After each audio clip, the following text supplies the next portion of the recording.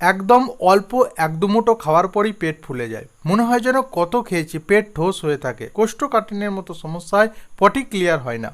এর সাথে সাথে বন্ধুরা গ্যাস, অম্বল, অ্যাসিডিটি, বুক জ্বালা, টক ঢেকুর, মুখ টক হয়ে থাকা, এবং এর সাথে সাথে যখন ঢেকুর ওঠে ঢেকুরের সঙ্গে মুখে জল ওঠে এবং সেই জল কোনো সময় মিষ্টি বা কোনো সময় তেতো বা কোনো সময় টক হয়। এই রকম সমস্যা থাকার কারণে দিনে দিনে খাবার বেছে বেছে খাচ্ছি, অনেক বেছে কুচে খাবার খাই, কোনো খাবারই খেতে চায় না, যার কারণে শরীর ধীরে ধীরে দুর্বল হয়ে পড়ছে। এইরকম যদি সমস্যা আপনার মধ্যে থাকে তাহলে আজকের ভিডিওতে সমাধান বলবো। বন্ধুরা আসুন এই ব্যাপারটা আপনাদের একটা ছোট্ট উদাহরণ দিয়ে ভালোভাবে বোঝাবার চেষ্টা করি। বন্ধুরা, বেলুন আমরা সবাই দেখেছি, বেলুন যখন স্বাভাবিক অবস্থায় থাকে তখন এটা ছোট থাকে, যখনই এর মধ্যে হাওয়া দেওয়া হয়, হাওয়া দেওয়ার কারণে ধীরে ধীরে এর আকারটা বড় হয়। বন্ধুরা, ঠিক আমাদের পাকস্থলী এই একই রকমভাবে কাজ করে।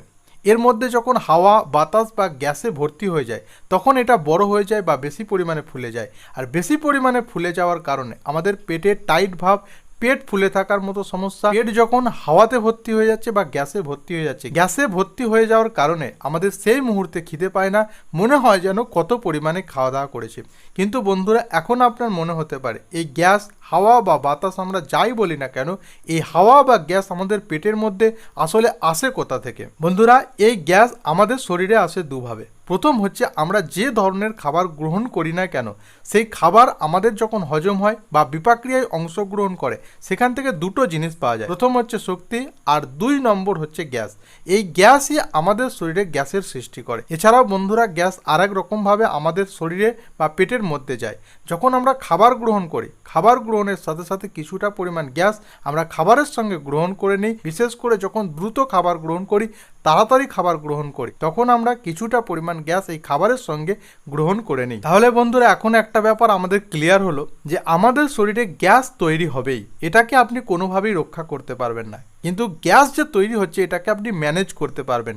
কিছু পদ্ধতি অবলম্বন করে যদি এই গ্যাস ম্যানেজ করা শিখে যান, তাহলে আপনি পেট ফুলে থাকার মতো সমস্যা, পেটে গ্যাস জমার মতো সমস্যা, বায়ু না সরা, সবসময় পেটের মধ্যে ভারী ভারী ভাব, অল্প খেলেই পেট ভরে থাকার মতো সমস্যা, এই ধরনের সমস্যা থেকে রেহাই পাবেন। বন্ধুরা আসুন এই ঘটনাটা বা এই ব্যাপারটা একটি সায়েন্টিফিক উদাহরণের সাহায্যে ভালোভাবে বোঝাবার চেষ্টা করি। আর আপনি যখন ভালোভাবে বুঝে যাবেন যে আপনার আসল সমস্যা কোথায় বা কিভাবে ম্যানেজ করতে হয়, তাহলে কিন্তু আপনি ম্যানেজ করতে পারবেন এবং এই সমস্যা থেকে রক্ষা পাবেন। বন্ধুরা, মনে করুন আমার হাতে একটি ফাঁকা বোতল আছে। এখন যদি এই বোতলটা আপনাকে দেখিয়ে আমি প্রশ্ন করি এই বোতলের মধ্যে কি আছে, আপনি নিশ্চয়ই উত্তর দেবেন এই বোতলের মধ্যে কিছু নেই, এই বোতলটা ফাঁকা আছে বা খালি আছে। কিন্তু বন্ধুরা, একটা ব্যাপার ভালোভাবে বুঝতে হবে, এই পৃথিবীতে কোনো জিনিসই খালি থাকে না। যখনই কোনো জিনিস খালি থাকে তখন সেটা আমরা বুঝতে পারি না, আমরা ভাবি খালি আছে, কিন্তু অ্যাকচুয়ালি সেই জায়গায় বাতাস বা হাওয়া দিয়ে ভর্তি থাকে। ঠিক বন্ধুরা, একই রকম ঘটনা ঘটে আমাদের সাথে। আমাদের শরীরে যখন খাবার দাবারের গ্রহণের সময় হাওয়া প্রবেশ করছে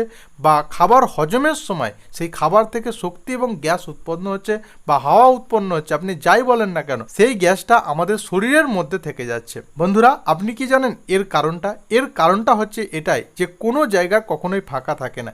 যখনই কোনো জায়গা ফাঁকা থাকে সেই জায়গাটা হাওয়া বা বাতাস বা গ্যাস দ্বারা পূর্ণ থাকে। ঠিক একই রকম ঘটনা ঘটে আমাদের শরীরের মধ্যে। যখনই কোনো জায়গায় ফাঁকা থাকে সেই জায়গায় গ্যাস গিয়ে জমা হয়। তাই বন্ধুরা, আপনি যদি মনে করেন যে এই গ্যাসকে তৈরি হতে দেবো না, এটা কিন্তু কখনোই পারবেন না। গ্যাস আমাদের শরীরে ন্যাচারালি সাধারণভাবে তৈরি হয়, তাই আপনাকে এই ব্যাপারটা ম্যানেজ করা শিখতে হবে। আপনি যদি ম্যানেজ করা শিখে যান তাহলে এই সমস্যা থেকে মুক্তি পাবেন। আজকের ভিডিওতে 3টি উপায় বলবো, যে 3টি উপায় আপনি মেনে চলে গ্যাস হওয়াকে বা গ্যাস যদি হয় সেই সিচুয়েশনটাকে বা পরিস্থিতিটাকে আপনি ম্যানেজ করতে পারবেন। বন্ধুরা, প্রথম আপনি যেভাবে ম্যানেজ করবেন, বন্ধুরা আমরা প্রথমেই জেনেছি যে কোনো খালি জায়গায় গ্যাস বা হাওয়া জমতে শুরু করে। তাহলে বন্ধুরা, এখন প্রশ্ন হলো আমাদের পেট যদি দীর্ঘ সময় ধরে খালি থাকে, কিছু যদি আমরা না খাই বা কিছু যদি না পান করি, তাহলে সেই জায়গায় অটোমেটিক গ্যাসে ভর্তি হয়ে যাবে।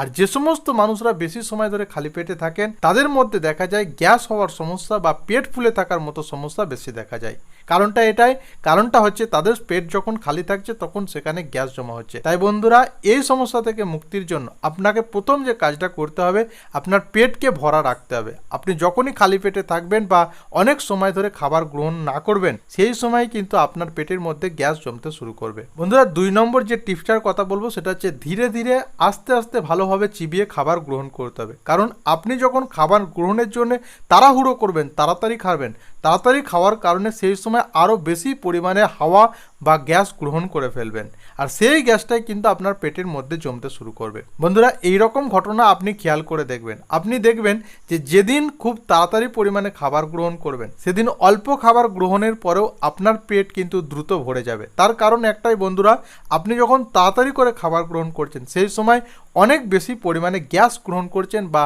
বাতাস গ্রহণ করছেন, যার ফলে আপনার পেট ফুলে যাচ্ছে বা অল্প কিছু খাওয়ার পরেই আপনার পেটটা ভরে যাচ্ছে। বন্ধুরা, 3 নম্বর যে টিপসটার কথা বলবো, আপনি যত একটা জায়গায় বসে থাকবেন, চুপচাপ বসে থাকবেন, বসে বসে কাজ করবেন, ততই গ্যাস কিন্তু একটা জায়গাতেই থাকবে, সরানড়া করবে না।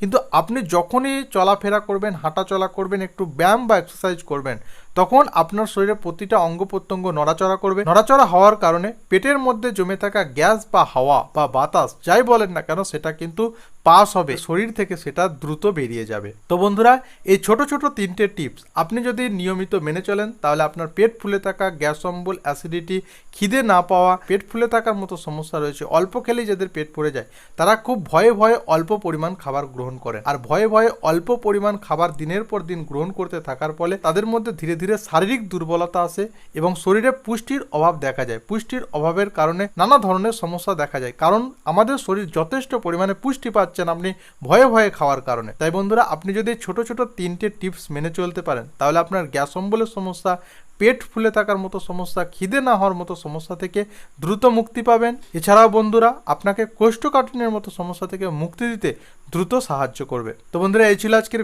ভিডিওটা কেমন লাগলো অবশ্যই কমেন্ট করে জানান। যদি ভালো লাগে তাহলে আপনার বন্ধু বান্ধব, আত্মীয় স্বজন সকলের সঙ্গে শেয়ার করে তাদের সঙ্গেও এই নলেজটা শেয়ার করতে পারবেন, কারণ তারাও এই বিষয়টা সম্পর্কে জানতে পারবে। তাদের মধ্যেও যদি কারো এইরকম কোনো সমস্যা থাকে, তাহলে তারাও এই টিপসগুলো মেনে চলে দ্রুত এই সমস্যা থেকে মুক্তি পাবে। বন্ধুরা, এই ভিডিওটি থেকে যাওয়ার আগে চ্যানেলটি অবশ্যই সাবস্ক্রাইব করে পাশের বেল আইকনটি প্রেস করে অল নোটিফিকেশান অন করে দেবেন নতুন ভিডিও সবার প্রথমে দেখার জন্য। আপনাদের সঙ্গে দেখা হবে নতুন কোনো ভিডিও, নতুন কিছু টপিক নিয়ে। অবশ্যই ভালো থাকবেন, সুস্থ থাকবেন, আর অসংখ্য অসংখ্য ধন্যবাদ জানিয়ে আজকের ভিডিওটা এখানেই শেষ করলাম।